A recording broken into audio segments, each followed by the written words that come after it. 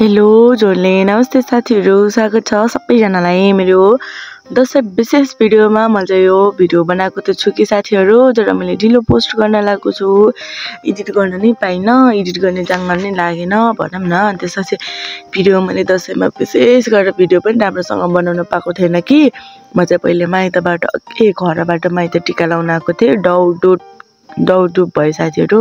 म चाहिँ अहिले घरमा टिका लगाउँदै छु। मेरो बुवा आमाले हामीलाई टिका लगाइदिँदै हुनुहुन्छ। अनि म चाहिँ घर आएको थिएँ, माइत आएको थिएँ। माइत आएर पनि कुनै पनि भिडियो बनाएको छैन साथीहरु। हाम्रो उता पनि रमाइलो त रमाइलो भयो कि, तर मैले भिडियो चाहिँ बनाउन पाएको थिएन। तर यस्तै हो साथी, रमाइलो त के भन्ने, खल्लो लाग्छ। पहिले भन्दा चाहिँ दशैंले अलिकति धेरै खल्लो नै लाग्छ। उता चाहिँ अलिकति सबैजना हुनुहुन्थ्यो, त्यही भएर रमाइलो भयो घरतिर। माइतमा चाहिँ कोही नि हुनुहुन्न थियो साथीहरु। मैले यता नि भिडियो बनाएकै छैन, उताको थोरै भिडियो बनाएको छु साथीहरु। हाम्रो चाहिँ अब टिका सिका लगाइसक्यो, देख्नुस् न कतिचोटि टिका लगाइमा हामीले यता आउन हतार थियो। अनि त्यसपछि अब केही खाएको थिएनौं। त्यसपछि खायौं थोरै कोसेलीहरु ल्याउनु भएको थियो दिदीहरुले, कोसेली खायौं। हामीले घरमा बनाएको कोसेली खायौं साथीहरु। दशैंमा चाहिँ मेरो भिडियो बन्न पाएन, मैले चाहिँ भिडियो राम्रो बनाउन सकेन। मेरो कमजोरी हो कि के हो मलाई थाहा छैन। भिडियो मैले बनाउनै सकिन, कति बनाउनै सकिन। अहिले चाहिँ हामी बिसिनामा जाँदैछौँ, हाम्रो बाको बिसिनामा जान लाग्छौँ।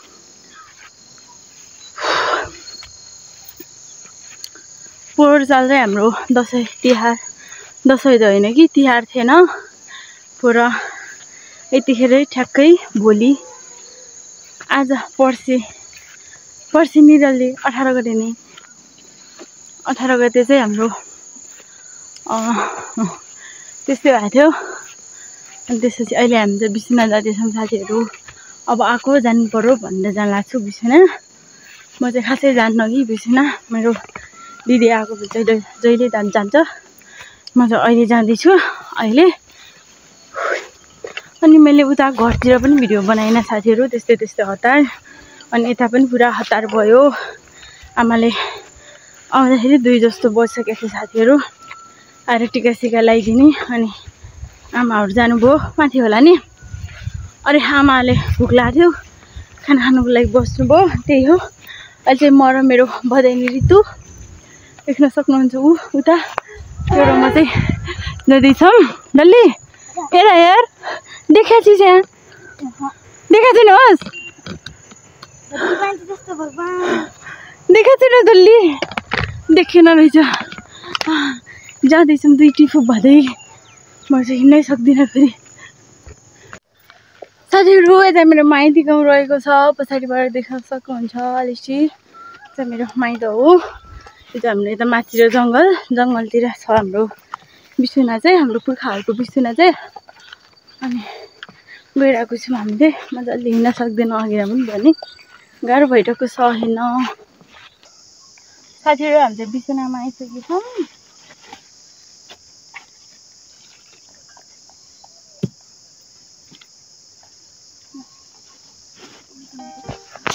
साथीहरु, म र मेरो बहिनी चाहिँ बिसिनामा गइसकेको छौँ। हामीले बिसिनामा त्यस्तो विशेष गरी केही पनि गरेको छैनौं कि, तर भए पनि टिका जमरा चढाइदिनको लागि चाहिँ बिसिना गएको छौँ। कोही पनि जानुभएको छैन रहेछ हामी जानुभन्दा अगाडि। अनि हामी फुपू बधाइनी गयौँ। अनि त्यसपछि टिका लगाइदिउँ भन्थ्यो रे हामीले।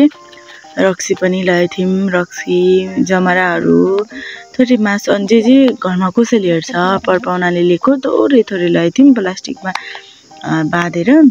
अनि हामीले चाहिँ पहिला टिका सिका लगाइदियौँ। अनि त्यसपछि म चाहिँ उता टिकाहरू लगाइदिँदैछु साथीहरु। हाम्रो बिसुना चाहिँ यहाँ पुर्खाहरू सबै गरेर 12 वटा बिसुना छ। 12 वटा मतलब ढुङ्गा गनेको है साथीहरु। मैले हाम्रो चाहिँ सँगै राख्ने चलन छ नि त, प्राय सबैले सँगै राख्नुहुन्छ होला। मैले चाहिँ हाम्रो पनि यसरी सँगसँगै ढुङ्गा राख्ने चलन छ, देख्न सक्नुहुन्छ साथीहरुले। त्यसरी नै राख्छौँ। अनि मैले चाहिँ टिका लगाएर रक्सीहरू चढाइदिँदैछु बिसुनामा। अब के गर्ने साथीहरु, भाडा लगेको थिएन, अनि त्यही भएर त्यसै माथिबाट राखिदिँदैछु। अन्यथा त नसोच्नु होला साथीहरु, के हो नर्मल हो हामीहरूको लागि। यो चाहिँ सामान्य तरिकाले गर्दैछु कि म चाहिँ। अनि बिसुनामा पनि कोही जानुभएको रहेन रहेछ साथीहरु हामी चाहिँ बिसुनामा आएर टिका जमरा लगाइदिसकेको छौं। हामी सबै 12 वटा बिसुना छ यहाँ चाहिँ सबैजना गरेर यहाँ चाहिँ उता यतापट्टि सबै लाएर हाम्रो बाजे हजुर त्यो बाजे जिजु बाजे बुई जिजु बुई सबैको लाएर हाम्रो चाहिँ 12 वटा बिसुना छ। 12 वटा नै आयो त 12 वटा बिसुना छ। यो चाहिँ हाम्रो बाको बिसुना हो।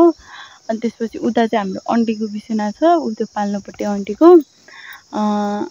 यो चाहिँ ठ्याक्कै 1 वर्ष पुग्न लाग्यो हाम्रो बाको बिसुना चाहिँ। अनि आन्टीको चाहिँ 5-6 महिना पुग्दैछ। अनि यताहरु त सबै पुरानो बिसुनाहरु साथीहरु। अनि यतातिर चाहिँ यसरी नै बिसुना बनाउने चलन हुन्छ हाम्रो गाउँघरतिर। सामान्य माटोको कसैले प्लास्टर गर्नुहुन्छ त्यस्तो गर्नुहुन्छ। हाम्रो त्यस्तो केही पनि बनाएको छैनौं साथीहरु। सबैजना पुर्खाहरुलाई एकै ठाउँमा राख्ने चलन हुन्छ। यसरी नै हो साथीहरु। दशैं यस्तो हुन्छ। दशैं कुनै बेला रमाइलो पनि हुन्छ, कुनै बेला नरमाइलो पनि हुन्छ। अब दशैं रमाइलो हुने नै हाम्रो ऋतु जस्तो बेला मात्रै हो। दशैं राम्रो हुने। अहिले त खासै राम्रो हुन्न साथीहरु। जति ठुलो भयो त्यति नै पर्वहरुको महत्व घट्दै जाने रहेछ साथीहरु। यतै छ साथीहरु हो। हामीहरु चाहिँ अहिले दशैंको मेला भन्न जान लाग्छौं। हाम्रो यहाँ टिकामा चाहिँ दशैं मेला लाग्ने। ओ म त कस्तो राम्ररी देखाएको छु त आकृति। अनि तर यो आमा यो कस्तो टिको सेतो आउँछ कि नि। सेतो यही क्यामेरामा देखाएको छु। मम्मी कस्तो राम्रो यस्तो छ कि नि। पुरै छट्टै भएछ के। म चाहिँ मगो ड्रेसमा छु साथीहरु हो। अहिले पैसा तिरिनु फुटेक्सिन त होला हो के गर्ने र। खिच्ने म त यही खिच्न कति राम्रो आनन कति राम्रो खिच्दिनन् तेरी खिचेको। हामी जान लाग्छौं साथीहरु। मेला जाँदैछौं आमा म अनि ऋतु पनि सानो मान्छे मगो ड्रेसमै छ। राम्रो देखाएको छ बिचारीलाई। म नि कस्तो राम्रो ढपक्क बोलेछु किन हो। जाँदै गरेको अवस्था चाहिँ मैले केही पनि भिडियो बनाएको छैन साथीहरु। तर पनि एडिट गरेर देखाउने बिएस हो भनेर जमरा डल्लीको जमरा देखा। डल्ली आमा जमरा नलागी किन र त्यस्तो रुमालो के कोर्ने दानु कपाल देखाउनु न दानु भन्ने पारिका अहिले गइरहन्छ आमा उ खेमाको बोई ठिक्कै तिनीहरु त जान्न भन्थ्यो किन को अब ओइ भन पराउ कुमारी आमा इन्द्री दूर कहिले आएन हे भगवान कहाँ गए। मेला भर्छ कि गर्दैन यो उनीहरु मगा ड्रेस ला जस्तो मान्छे फरक नि आबो त्यही भएर म लाग्यो कुना माछा रे त ओ रे त तेरो मम्मी आछ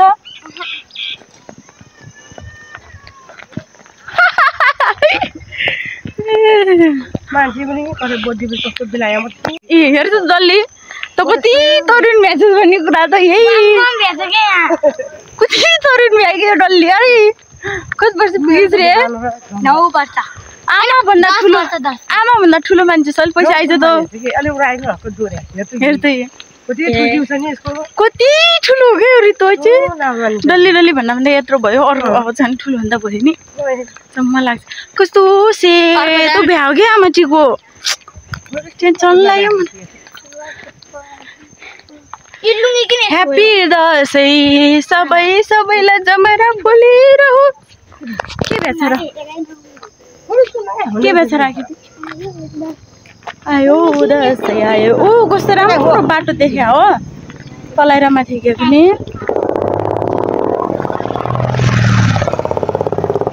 कस्तो राम्रो बाटो देख्या हो त्यहाँ तलाई माथि तलाई तर तलाई किन तु गर्नु परेछ डल्लो पट्काउँछु अहिले तलाई माथि दु गर्ने मान्छेले पट्कायो रे अहिले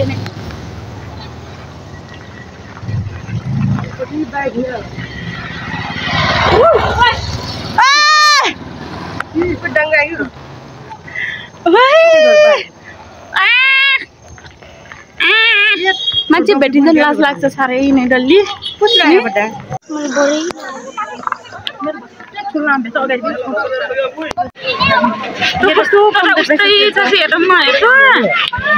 रात परेछ मैले अघि भिडियो बनाउनु पर्ला भनेर सोचेको थिएँ।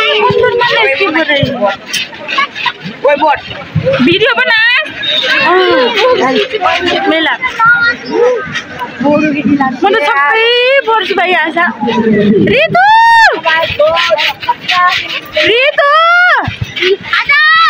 इधर आ जाओ ऊपर अलि गर्नु हौ त्यस्तो पैसा खर्च गरिन पनि